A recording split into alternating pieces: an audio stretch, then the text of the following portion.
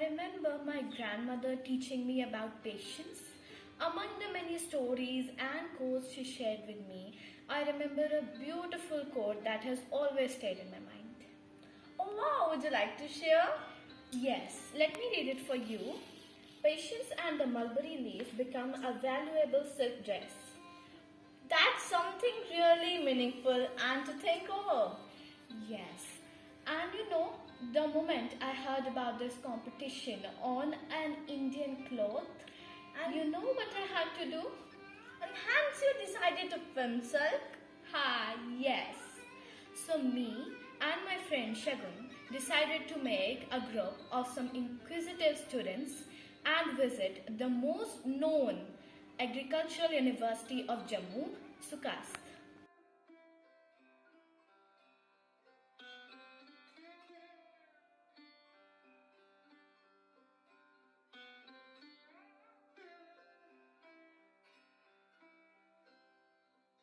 We boarded the school van with all smiles and enthusiasm. I still remember asking ma'am, are you wearing a silk kurta?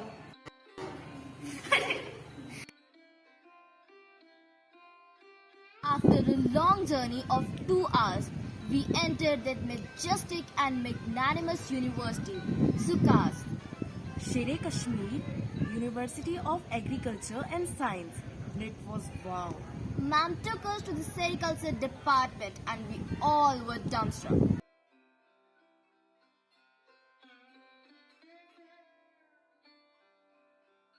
Our teacher, Miss Tarunit Kaur, shook hands with the professor there, Dr. Kamlesh Bali.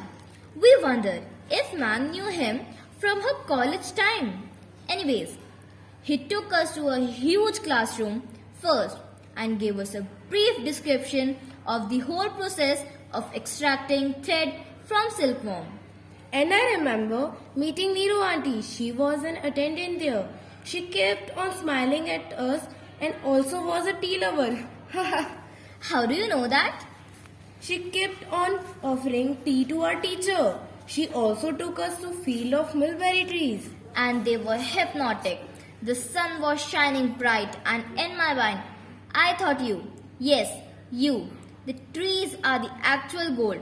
You are the reason we have silk, right?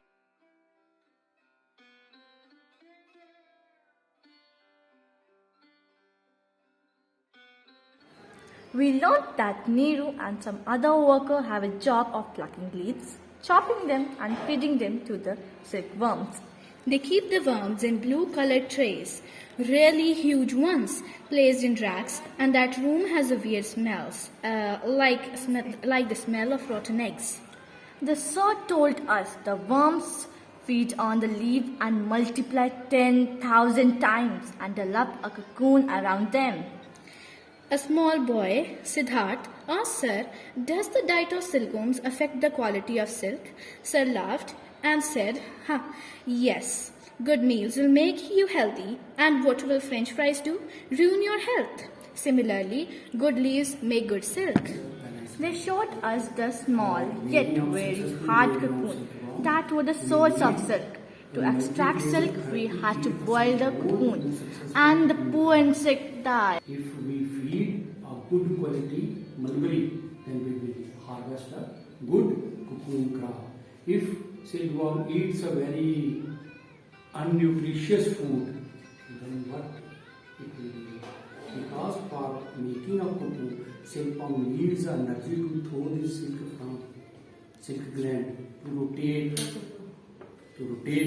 then it will make cocoon. If a silkworm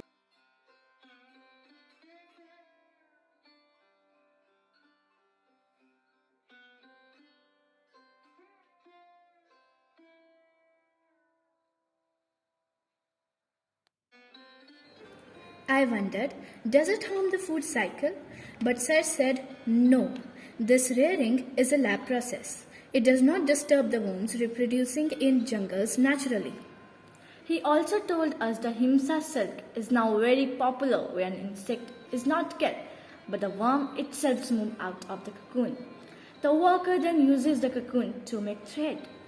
And then we saw some industrial people there who came and bought a huge lot of cocoons to make threads.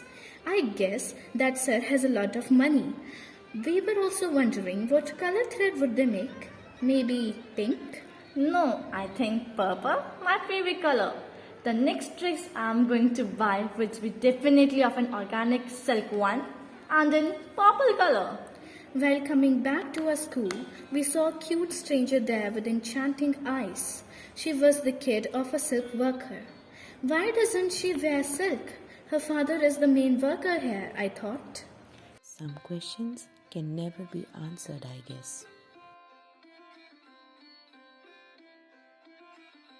I'm never going to forget that trip. Same here. After watching the tiring and time-consuming process of silk making, I developed a huge respect for that look.